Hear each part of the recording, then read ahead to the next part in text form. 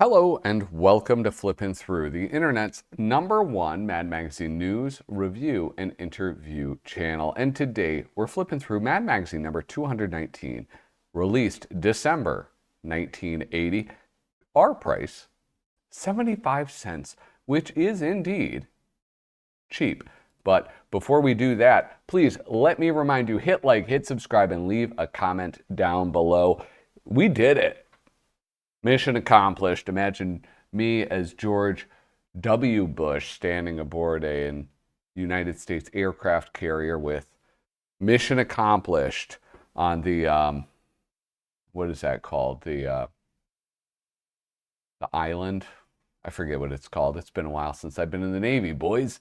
But we did it, 800 subscribers, and thank you. I really appreciate it. Couldn't have done it without your support. I want to keep this channel growing, so make sure you hit like, hit subscribe, and leave a comment down below.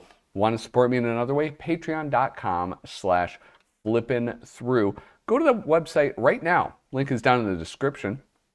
See what you could get if you support me on Patreon. These are the people that I get to thank for their support right now. Jacqueline Gosling, Reflection of Perfection.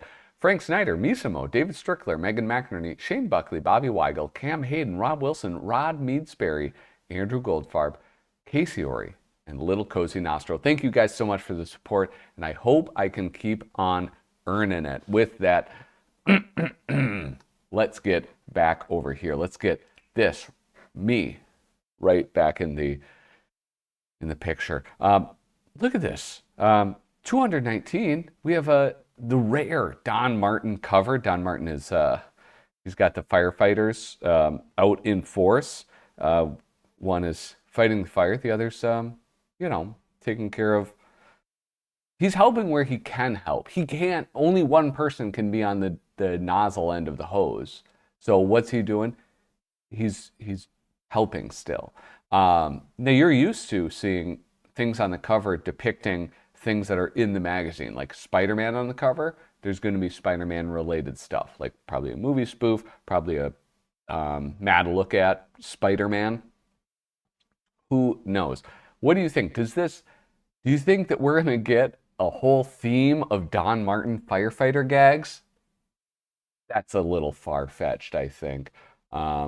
We'll find out. We'll find out together. Let's zoom in, though, because one of the nice things about the early 80s, late 70s, early 80s, is the UPC gags.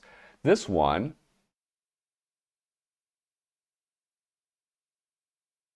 what the hell? Come on. Oh, this one I'm doing upside down. Jesus.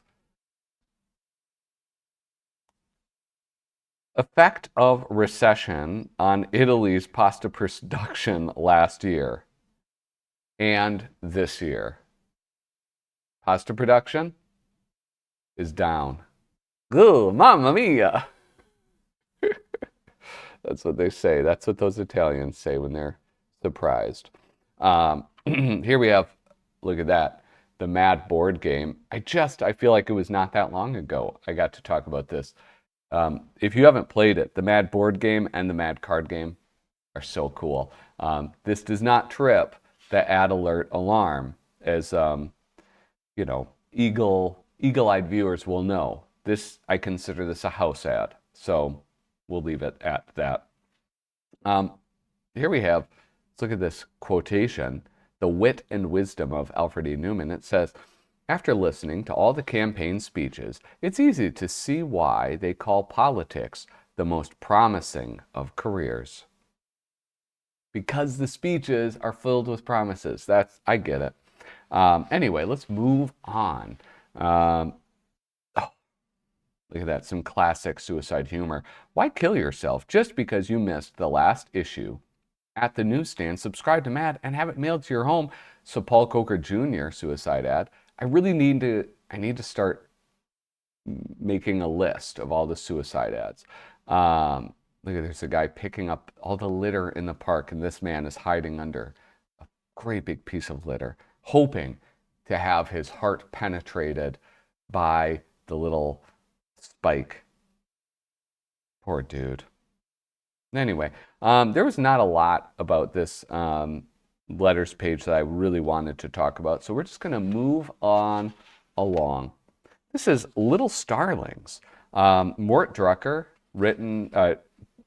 artist Mort Drucker, written by Arnie Kogan. I don't know what this is. I don't know what it is, but there's a lot of butts and boobs in it, and I'm not going to comment because I think it's a summer camp, and you know what? I'm not some dirtbag. All right, so that's it. This is, I gotta say,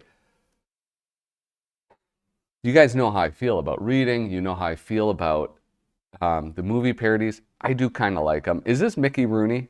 Is that who that is? Mickey Rooney and Dorothy? I don't know. Gosh, movie teenagers sure have changed since our day, Polly. Golly, they sure have, Andy. Yeah, Andy Rooney. Why, for years, our trademark was let's put on a show, but these kids really did put on a show. Only, let's face it, Andy, it may be a sexier show, but ours was a lot more entertaining. So I guess that's why the illustration seemed a little risque, risk with a Q. Okay, why would they do this? Why would they put two movie parodies, or maybe this is a TV show, The Gold Mining Daughter? Why would they do these back to back? And it's back to back Mort Drucker, Arnie Kogan. Was this a mistake? Surely it must have been, but it's my personal hell. Don Martin looks at firemen. Didn't you think? Yeah. Looking at the cover, would you have actually guessed that it would have been the theme of the issue? And I guess it's one thing appearing, so maybe it's not a theme, but it's a lot, I would say. But these are good. I like these quite a bit. I do like when they give him a lot of things to do, like several pages where it's like many different cartoons over just like 3 pages where it's just telling one single cartoon. Does that make sense? I hope. Yeah, I just think it's a lot more fun. I think he does a good job with like 2-panel cartoons, 3-panel cartoons, and this is this is certainly a good example of it. I would say. And look at this is 4 pages of like pretty funny gags. I did like this. I don't know why this one amused me so much, but the police chief says, "Clean out this hose. It's filled with mildew." Right, chief. So he puts some soap in it. The alarm goes off. They run off and look, it's turned into a bubble hose. Or things like this, pull down for fire. And there's some, there, she gets more fire. I don't know. I think that those are, it's pretty fun to have Don Martin in that capacity. Here we have Are You Happy Now with artist Paul Coker, writer Frank Jacobs. This is ironic 1-panel cartoons. Are you happy now that you finally got your kid to take up the violin and he loves it so much he won't stop playing it? Now, careful what you wish for. Are you happy now that you succeeded in losing those 40 pounds and replacing your entire wardrobe is going to cost you $4,000? I mean, they're suits. Like 40 pounds, you should be able to take those in, right? You don't have to replace that. That'd be foolish. Are you happy now that you finally turned 18 and you're allowed to see those X-rated movies? Do you find them a big bore? How about this? Are you happy now that you've managed to keep all your New Year's resolutions and life for you has become a total bore? Actually, this one was my favorite one. Are you happy now that you got your agnostic kid to take a look at religion and he's become a fanatic in some weird cult? I like that one a lot. It's a very simple spy versus spy. We don't get like the title gag. We just get 5 panels telling a story of the black spy doing himself in. This is kind of interesting conceptually. but I didn't read it. One of the most popular pastimes in this country today is nostalgia. People seem to enjoy reminiscing about the past, and the largest group of reminiscers is the over 30 crowd. Naturally, they're forever taking fond backward looks at the decades they grew up in, the 40s and 50s, which is pretty boring for you people who weren't even born then. But it's got us thinking. And it suddenly hit us that there's a 50-50 chance that some of you teenagers out there may get to be over 30 yourselves someday, and you'll be doing your own reminiscing about the decade you grew up in. So let's just project ourselves into the future and see what nostalgia will be like with those wonderful 70s, a year 2000 backward look at a warm and wonderful decade. It's kind of fun. I ended up reading like a lot of these, the picture and captions. The power on earth that superseded all others, oil men. Is that true? Oh yeah, I guess, yeah. Now, post 2000, things kind of changed a little bit. Remember gas guzzlers and those long, long gas lines? Who remembers those great champions of the female image? Got Alice Kuper up there. Who recalls 10-speed bikes and sappy mod roller skates? I've never heard that as a reference to the 70s. It was a time when everyone was coming out of the closet, and then Nixon formed a new comedy act with Jolly Jerry. Nixon and Agnew nearly brought down the House and Senate. I don't know. And it goes on and on and on. Air travel was really something back in those crazy 70s. If you recall, I've talked about this before. It may have been the 60s or the 70s, but there was a lot of airline hijacking. So much so that like Cuban airline hijacking has its own Wikipedia page. So check that out. I will say this. This is probably the most shocking thing I've ever seen in a Mad magazine, and kind of disturbing. So all of this is sort of like, it's all making light of things that were difficult, right? But this, it says, remember that nut Jim Jones and his big Kool-Aid bash. And here you have, 5 or 6 people laying face down and dead. And then you have, there's a little kid too, which is just like, I don't know. That was a little bit too much for me. Like, yeah, that made me sad. That the article stopped being fun and was just like, all right, it's time to move on. And it's time to move on now to something, yes, more funnier and more amusing, which is the collection of vital temperature readings found on the MAD thermometer. Thermometer, geez Louise. Artist Bob Clark doing some awesome Bob Clark work, and writer John Ficarra. And I don't know, I love how Bob Clark draws. 12 degrees is the temperature of the average toilet seat on the average winter morning. That's true, it gets pretty nippy. 98 degrees and sunny is always the temperature the day you have to leave a vacation resort.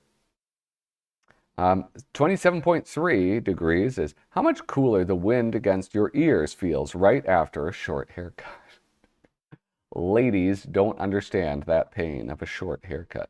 57 degrees is how much the water temperature in your shower changes in the 3 seconds between when you adjust it perfectly until you step into the tub underneath it. 25 degrees is how much the temperature of the food ordered in a restaurant drops from the time it leaves the kitchen until the time the waiter serves it to you. 768 degrees is the temperature of the average tenement in South Bronx on an average evening. That's a really local joke to those New York writers. How about this? 34.4 degrees is the hottest those artificial heating lamps will ever keep fast food French fries. Yeah, so there you go. It's okay. That was an okay one. Here we have the lighter side of that evergreen gem. It's always so funny that you know what? It's not fair for me to put it front and center. We got to give other people a chance to give the yucks. All right, this one was a lot of fun. So this is if we ever have equal rights, real equal rights. I'm sorry. If we ever have real equal rights laws. Harry North Esquire doing the artwork for this, and I don't know, it feels like a perfect match. Tom Koch is the writer. So you have things like this, which are kind of funny, which passengers with no hangups, passengers with claustrophobia. This airline complies with all provisions of the equal rights for neurotics laws. Now, what you're going to see too is sometimes the comic, like they bring two things together which have no business being together on, right? Like this. This supermarket checkout area complies with the Equal Rights for People of All Heights Act. 5 feet tall or under, it's like a very low counter. 5'1" to 6'4" and 6'4" and over. What a checkout lane and height have to do with one another, I am not sure. But there's a bunch of these which seem to not make any sense. This is not one of them. And as a left-hander, this one really means a lot to me, which is this non-discriminatory drinking fountain meets all requirements of the Equal Rights for Southpaws Act, left-handed and right-handed. That'd be great because, yeah, I don't know. I really appreciate that. Here we have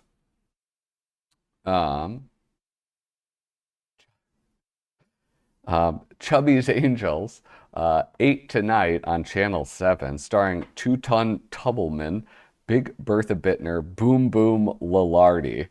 This program is presented by ABC to comply with the unpleasant requirements of the Overweight Actresses Equal Employment Law.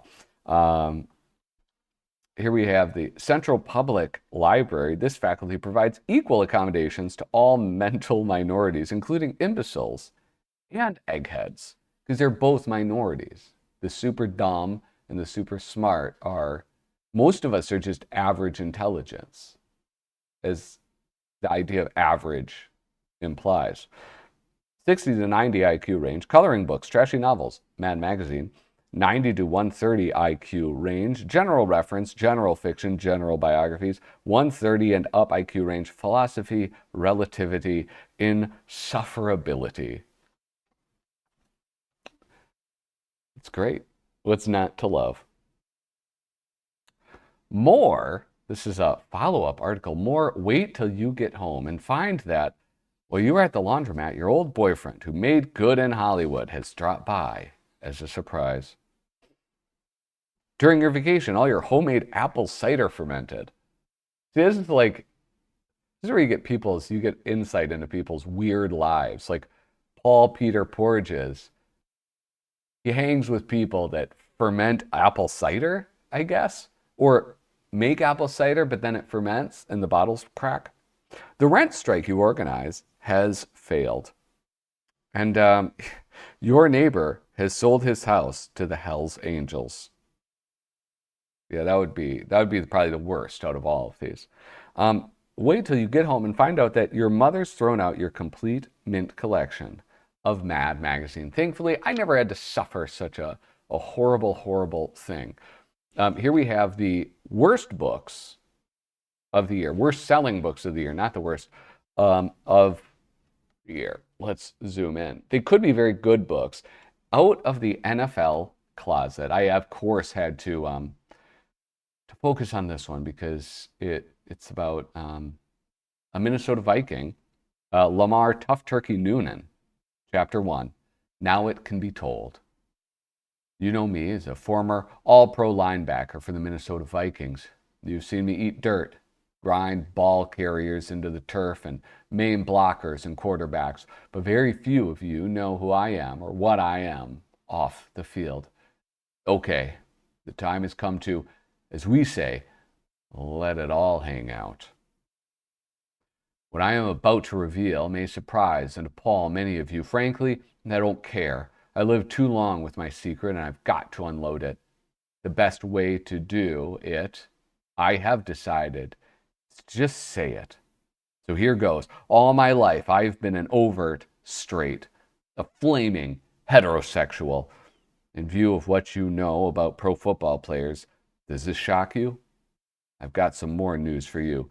The same thing is true of Roger Staubach, Mean Joe Green, Larry Kazanka, Franco. Who knows who he's talking about? Probably older people who know about football. They probably know. Anyway, I was amused by that. A mad expose. Here we have a mad expose of some phony baloney. Here you have what's being said. And the small part is who's hearing it, and then the truth behind that statement. The artist is Jack Davis, and the writer is Paul Peter Porges. And oh yes, we also had to replace that faulty headlight. Clang. Oh, he's busy right now. I'll have to put you on hold for a while. I've been looking over the x-rays of your planned plastic surgery. I'm afraid I'll have to increase my fee slightly. Well, she is an uggo, so that's probably true. This is the State Income Tax Audit Bureau. We're running a verification check on the account of a Mr. Rocco Castellani. His account number is... Hello, Mom. Listen, I'm going to be home a little late tonight. I'm staying on here with Barbara. She's helping me with my homework.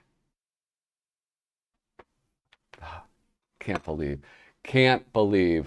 a child would lie to their parents. That's disgusting. I'm disgusted by that. And it goes on and on. And the theme continues. Don Martin takes another look at firemen. This one, perfect. Absolutely perfect. Wait, that's it? I don't know. They didn't want to give them 5 pages in a row, I guess. Here we have the dopes of haphazard. The Dukes of Hazzard is what they're doing a little take on. I mean, I guess is this 3? Why would they do 3? I didn't even realize this when I was taking my notes. 3 movie TV parodies in a single issue? It's like, is there even room for anything else? And here we have, at the time, this seemed like it's kind of rare. There is no, sorry, I'm getting my flashlight ready on my telephone so I can maybe convey this to you. There is no fold-in. And this says, the race for presidency, may the best man win. To see who we think is the best man, hold this page up to a very bright light and look for him. Don't fold it in, dummy. Now, if you were watching the very start of this, you may have noticed that it looks kind of strange, the back illustration. And even this, it kind of gives it away in these like little bugs and the flowers, the offset ears. But here you hold it up to the light. I think they stole this idea from Freaky magazine. But there you go. You get a cute picture of Alfred E. Neuman. And you can see on the back cover, it is it's printed there as part of the back cartoon. It is distracting in this. I mean, it's a fun thing. I'm glad they did it, but it's weird. It's distracting. Here you have like the weird mountainscape, like that doesn't really make sense. Oh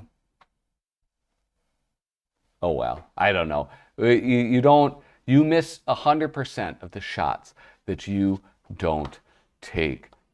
You guys, that is it for this week's episode. Remember, hit like, hit subscribe, leave a comment down below. And thank you so much for watching. Toodaloo.